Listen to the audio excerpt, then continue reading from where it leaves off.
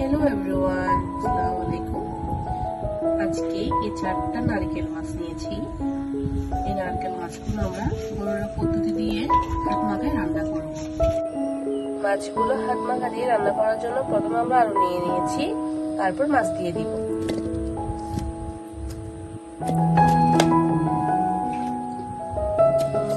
তারপর পেঁয়াজ, তারপর কাঁচা লঙ্কা, তারপর সরিষা বাটা, জিরে বাটা,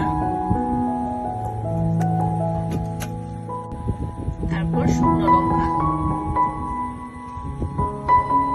মশলা এবং হলুদ, তারপর স্বাদ মতো লবণ।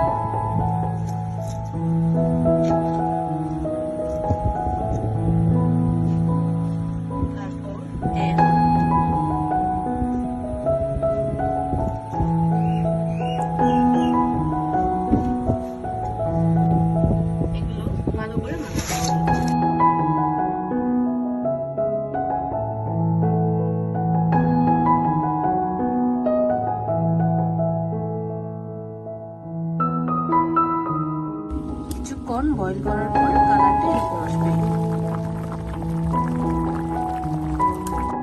পরিপূর্ণভাবে হয়ে গেছে।